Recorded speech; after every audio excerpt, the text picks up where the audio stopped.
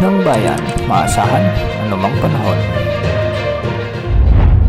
Magandang gabi po sa ating lahat. Narito ang update sa lagay ng panahon ngayong araw ng Martes, May 21, 2024 hanggang bukas, May 22, 2024. Easterlies pa rin ang magdadala ng mainit na panahon at kalat-kalat na thunderstorms sa ating bansa.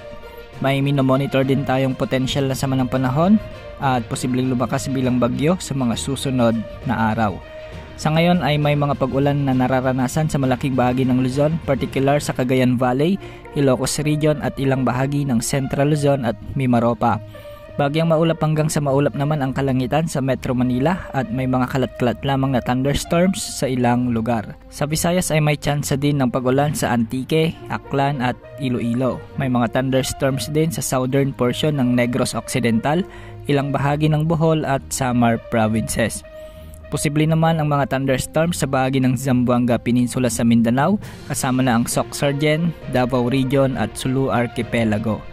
Dahil sa patuloy na pagtransisyon ng panahon patungo sa tag-ulan, asahan na mas magiging madalas na ang mararanasang thunderstorms, lalo na pagsapit ng hapon at gabi. Samantala patuloy nating minomonitor ang low pressure area na nasa silangan ng bansa. Ayon sa mga global models, tumataas ang tsansa na magiging isang ganap na bagyo ito sa mga susunod na araw. Ayon sa latest track nito sa mga wind models, posibleng kikilos ito pakanluran patungo sa Philippine Sea. Posible itong lumapit sa bansa at magpaulan sa Eastern Visayas at Bicol Region.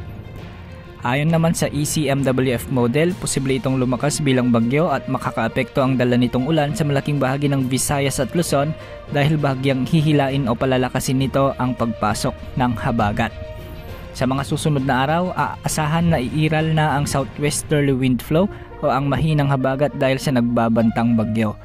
Sa ngayon ay nasa low to medium chance na mabuo ang potensyal na sama ng panahon na ito.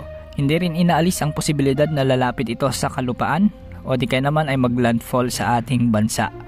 Kung sakaling lumakas ito at mabuo bilang bagyo, papangalanan ito ng Pag-asa na Agon, ang magiging unang bagyo ngayong 2024. Sa ngayon ay patuloy natin itong i-monitor dahil posible pang magbago ang ipinapakita ng mga wind models. Yan ang update sa lagay ng panahon. Ito po ang weather update ng bayan, maasahan anumang panahon.